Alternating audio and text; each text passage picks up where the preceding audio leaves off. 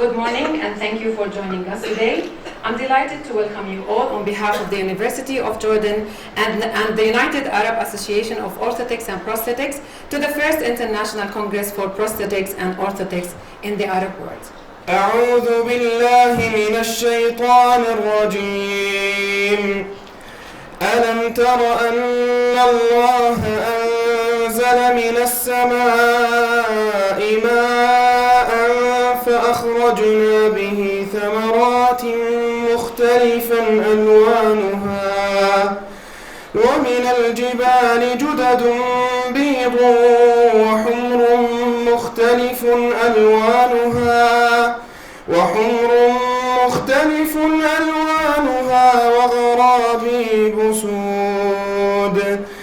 ومن هنا جاءت مواضيع هذا المؤتمر لتركز على مفهوم العمل بروح الفريق بين أعضاء فريق التأهيل الطبي للوصول بالمريض إلى أفضل الحالات الوظيفية الممكنة. For those who don't know ISPO is an international organization, multidisciplinary, so even if the name is prosthetic and orthotic. فإن جميع ما استهللت به حديثي حول أهمية العلم إلى جانب تخصصنا لكان لزاما علينا السعي الدؤوب لتطوير قدراتنا وبلوغ كل ما من شأنه تحسين أداء هذه الفئة، الأمر الذي لا يتأتى إلا ببذل الجهود وتبادل الخبرات والعطاء الحقيقي. ومن مؤتمرنا هذا خطوة جادة في تلك الطريق التي نسعى جميعا من خلاله إلى إضافة لبنة جديدة في بناء العلم على أسس من سبقونا. يسعدني ويشرفني أن أرحب بكم هنا في عمان عاصمة المملكة الأردنية الهاشمية، هذه المملكة التي نعتز بها ونفخر. فأنت تتحدث عن مليون يحتاجون لخدمات هذه الكلية أو ما يشابهها في مختلف القطاعات الأخرى، وهنا يأتي دور هذا المؤتمر.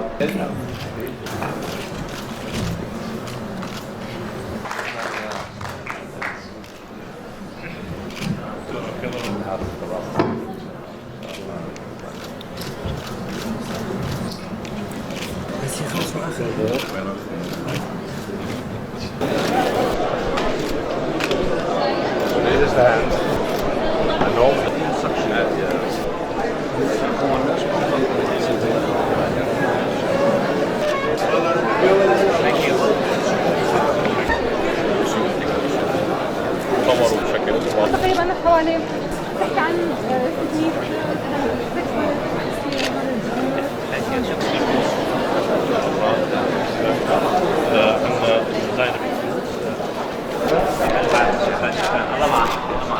نبتدي الجلسة الأولى في هذا اليوم العلمي المميز. وشكرا لاستضافة منظمة الصحة العالمية. Hello everyone and thank you for inviting WHO to be here with you today, and it's our pleasure to give a brief presentation on the GATE initiative, participating in education, the labor market, and in education and social life in general. Concern about Piloni prosthesis. The main prosthesis component, there are three main. After graduation and after going to the field, all of us would like to select the proper design for his patient, for the amputees. And on parallel to that, it's not only the design select, it's also the study of the components come after studying the normal behavior for any joint or any segment. It was concluded that the findings of this study are fairly enough to representative of existing perceptions guideline. This is the Proflex XC with the key features, as you see. Recently, a new transfemoral socket design has been proposed. Movement the bone inside the socket.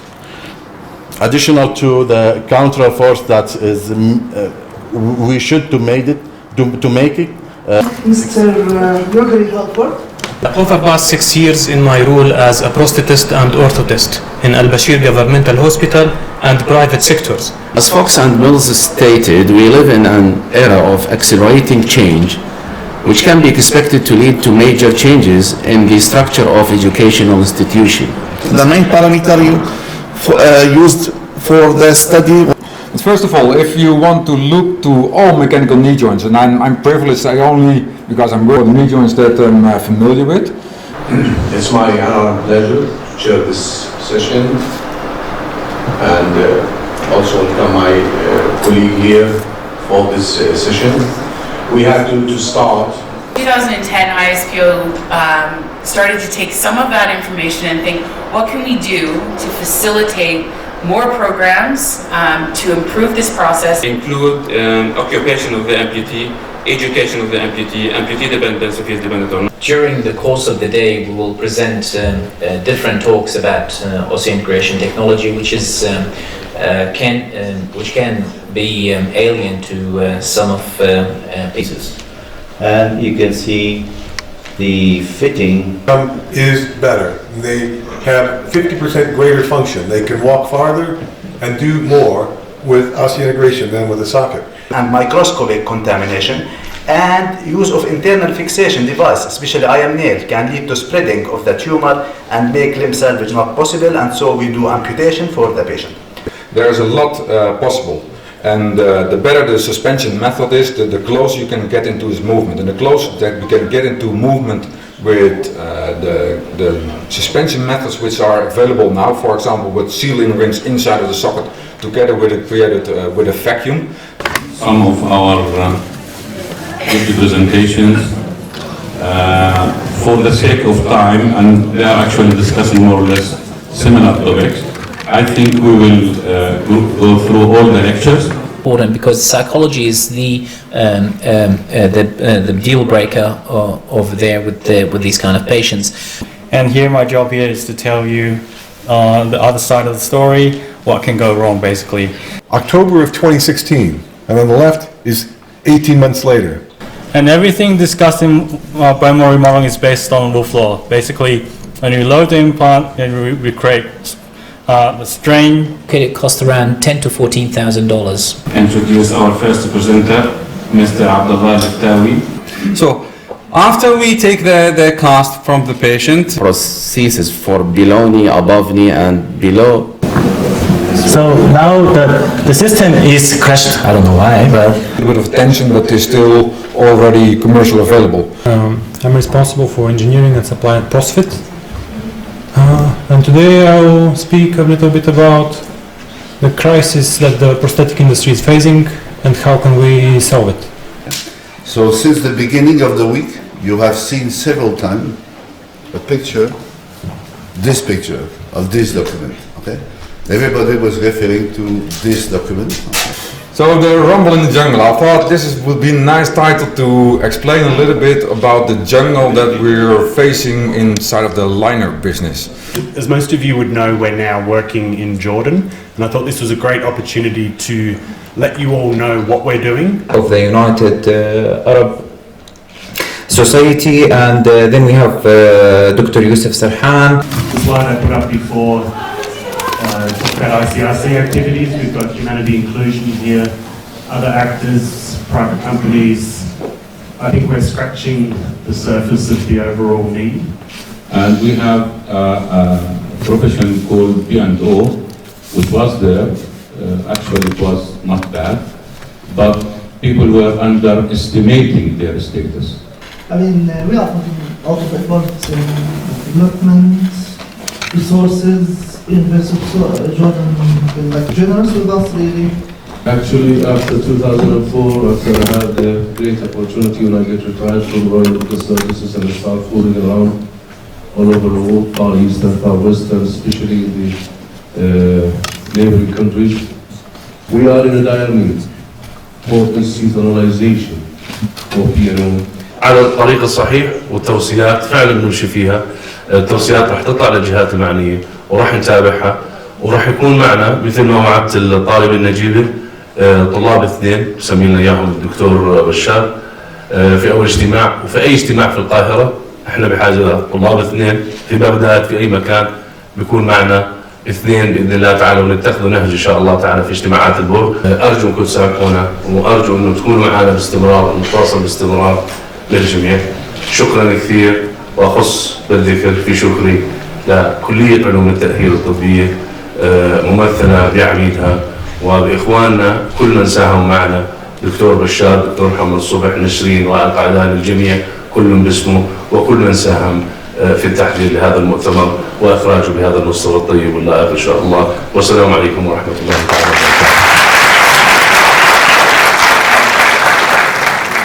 الحمد والشكر لله سبحانه وتعالى والصلاة والسلام على أشرف المرسلين سيدنا محمد النبي العربي الهاشمي الأمين. وبعد، من فضل الله عز وجل وبجهود كافة المشاركين في مؤتمر الأردن الدولي الأول للأطراف الاصطناعية والمقومات، كان من فضل الله عز وجل مؤتمرا ناجحا من حيث برنامجه العلمي ومن حيث مستوى التنظيم اللائق جدا من فضل الله عز وجل. جميع الموجودين والمشاركين من 24 دولة أشادوا بأن مؤتمر ينجز لأول مرة في الأردن على هذا المستوى العالي هذا إنجاز طيب من فضل الله عز وجل. أود أن أذكر هنا أن هناك شركات داعمة مثل شركة أوشر وشركة أوتوبوك وجهات رسمية نقدم لها كل الشكر والامتنان مثل قوات الدرك ومديرية الخدمات الطبية الملكية وغرفة تجارة عمان وشركة العياط. أخص بالشكر الجزيل والعرفان والامتنان للجامعة الأردنية ممثلة برئيسها الأستاذ الدكتور عبد الكريم القضاء وأخينا العزيز وصديقنا الغالي الدكتور زياد حوامدي عميد كلية علوم التأهيل الطبية ومجموعة كبيرة من الهيئة التدريسية في كلية علوم التأهيل وعلى رأسهم الدكتور بشار القاروط والدكتور محمد صبح والأستاذ الفاضلة نسرين خشمان والدكتور وائل قعدان وغيرهم.